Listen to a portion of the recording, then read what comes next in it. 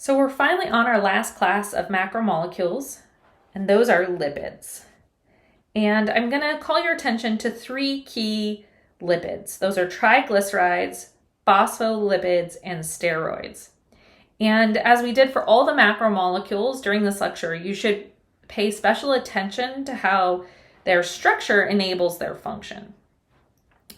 So if you were to take out all the water in a cell, lipids would make up about 5% of the dry mass. And lipids are amphipathic molecules. What does this mean? Amphipathic means that the molecules have both polar and non-polar regions.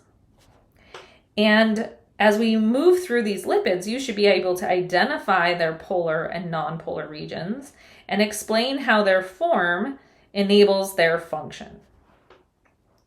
Okay, so the first group of lipids we'll talk about are the triglycerides, otherwise known as fats. And I'm going to use this color code here where the polar part of the molecule, I'm going to show that in blue, and then the non-polar region I'll keep in gray. So triglycerides start off with a molecule of glycerol. And so here's glycerol. It's CH2, CHOH, and CH2OH. So what you can see when you look at this is that there are three hydroxyl groups, and this contributes to the polarity of lipids. Now lipids, unlike all the rest of the macromolecules, are not polymers.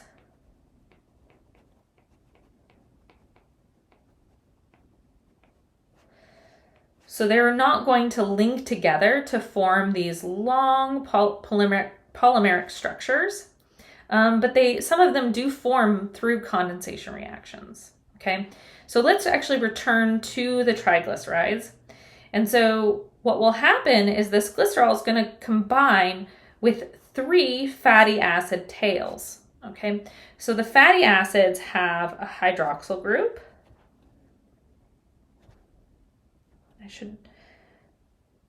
A carbonyl group. And then this is the most non-polar part of the molecule, the CH2N, that repeats anywhere where N repeats anywhere between 14 and 20 times. So this is a hydrocarbon tail. And this is hydrophobic and is going to want to avoid interactions with water. And these are joined, this glycerol and these three fatty acid tails are joined in a condensation reaction. So we're going to take out a water molecule here. Again, these are not polymers, but they are joined in a condensation reaction. So here's what that resulting triglyceride looks like. Here we have our polar region. We have our bond that's formed in the condensation reaction, and then it's joined to the hydrocarbon tail. And so we have this polar region and this non-polar region with a lot of carbon-carbon bonds and carbon-hydrogen bonds. These carbon-carbon and carbon-hydrogen bonds store a ton of chemical energy. So remember when we were just talking about carbohydrates, we said these stored a lot of potential energy because of those non-polar bonds. And so here's glucose. This has 6 carbons. But for the carbons in glucose, they're also bound to hydroxyls. When you compare this to a fatty acid, there's even more non-polar bonds because instead of being joined to a hydroxyl, they're joined to hydrogen. And there's just simply more carbons. So these fats can be a great source of energy. The next group of lipids we'll talk about are phospholipids. And so for phospholipids, we're basically going to take away one of the fatty acids and replace it with a phosphate group. So here's our phosphate group. This is a polar molecule because the oxygen here, and we've got a charge. And then for most phospholipids found in cells, we're also going to add an organic head group, something like choline that has a nitrogen in it, that has a positive charge, or something like serines that's got nitrogen and oxygen. There's other modifications that can be added here just depending on the phospholipids. But we're going to create these bonds that's going to create a much more polar molecule. So we're going to have this big polar region as well as a region that's non-polar. So the phospholipids are very amphipathic. Okay, so before we dive into cell membranes, let's talk about how we represent phospholipids. So here's phosphatidylcholine, and so we have our fatty acid, our two fatty acid tails. We have our glycerol here. We have our phosphate group, and we've got this organic head group up here. And the way that we represent this typically as biologists is we represent that whole polar region. That would be the organic head group, the phosphate, and the glycerol. We represent that as one circle. And then the fatty acid tails, we just show as two squiggly lines. And so that's exactly how we would represent a lipid in a cartoon drawing. Now, if I were to do this with a fatty acid, I would do the same thing where I have the hydroxyl group and the carbonyl group. That's our polar region. I'd still show that as a circle. And then I would still show this tail, this hydrocarbon tail, as a little squiggly line. And so I'm sorry if there's crinkling noises. Those are my notes. So that's how we would represent that. So these lipids are actually going to self-assemble into either bilipid layers,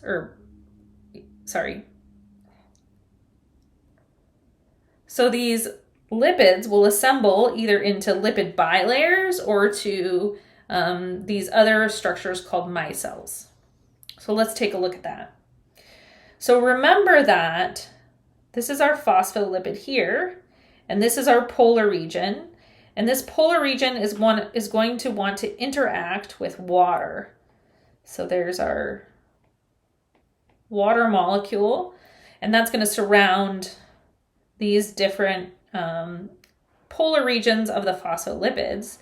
And then the hydrocarbon tails will actually face each other in order to minimize the interaction with water. So the hydrophilic heads interact with water, and the hydrophobic tails repel water by interacting with each other. And so this is why phospholipids will spontaneously form a cell membrane. If you put fatty acids in solution, remember there, even though we draw the same size circle, that's their very relatively small polar region. And then they only have one one hydrocarbon tail. Here we had two, so not as bulky. When these are in solution, they will actually, instead of forming a bilayer, right, 1, 2, they'll actually form these rounded structures called micelles.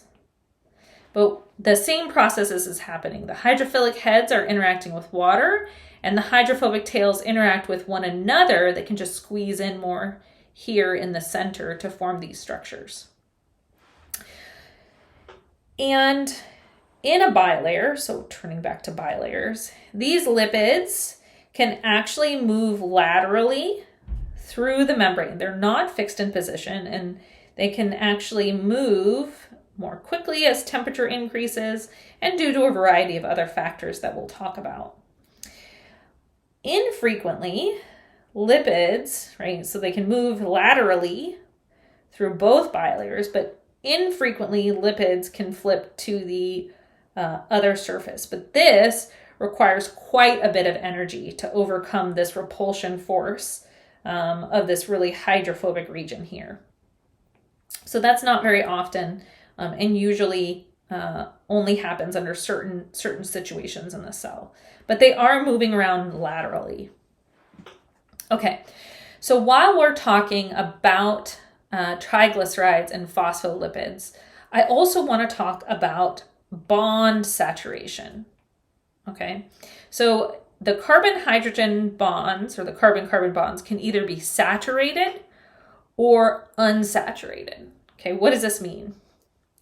Saturated means that each carbon is saturated, this should say, with hydrogen. So each carbon has 2 hydrogen, for example. Unsaturated means that a double bond exists between one or more of those carbons. Okay, so let's draw what that would look like. So here, just going to draw part of our hydrocarbon tail. And this bond would be saturated, this carbon would be saturated with hydrogens. So that's what a saturated bond would look like. And these carbons can rotate freely around this bond. But in unsaturated fats, there is a double bond, at least one, it could be one or more, between the carbons. Okay, so here we still have our 4 bonds, but here we have 1, 2, 3, so we have our hydrogens here now. And what's significant about this bond is that these carbon atoms are locked into place. They can't rotate freely around this double bond, and this forms a kink in the fatty acid tails. Another thing that I want to point out is that these bonds, when a fatty acid is saturated, these tend to be animal fats, and they have a very high melting point, and they're solid at room temperatures. And so when we think about animal fats, you can think of something like lard that's solid at room temperature.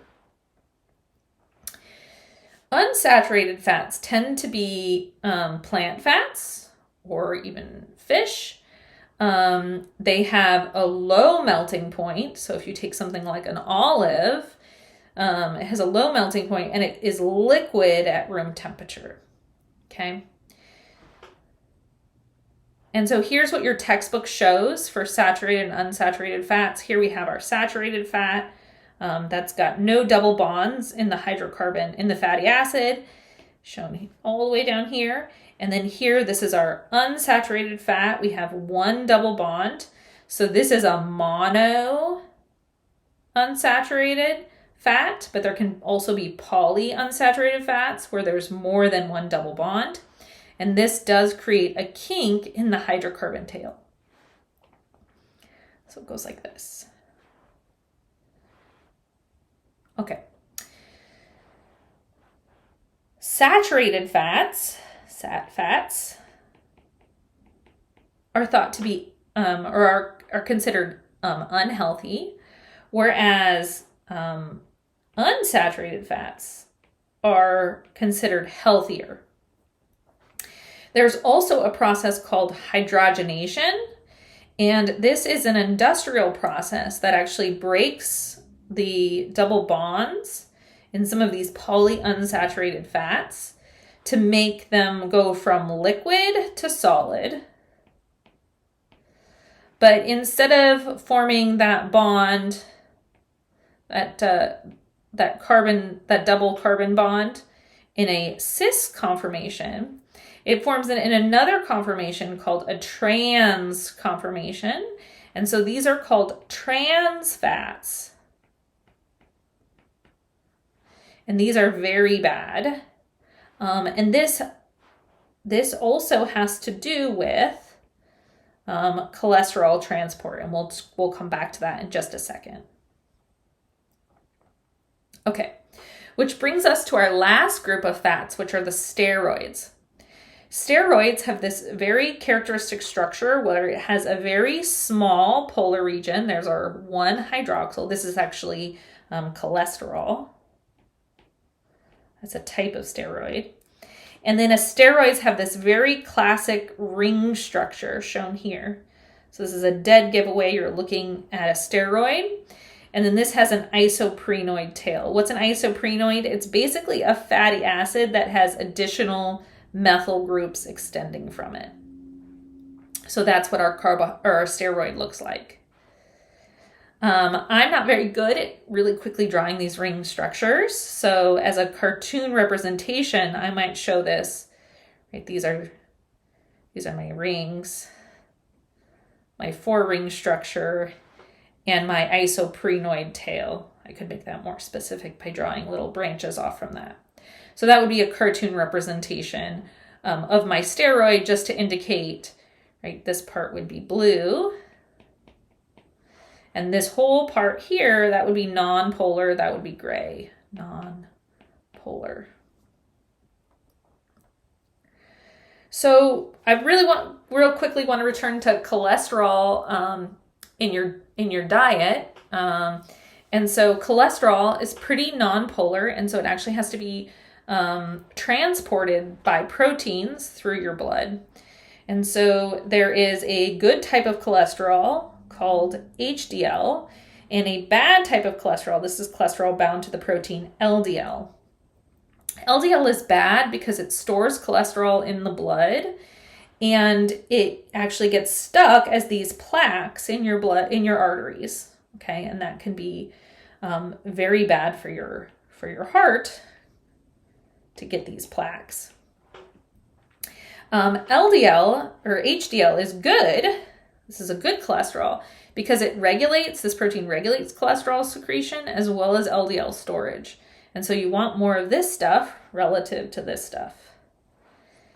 And coming back to our fats, sat fats and trans fats actually increase LDL concentrations. So that's why you should avoid eating these fats. However, only 20% of cholesterol comes from your diet. And so this will help, but another 80% of cholesterol is made by your body. And so oftentimes, regardless of someone's diet, they have to go on cholesterol lowering drugs like statins. Okay, so what do steroids do?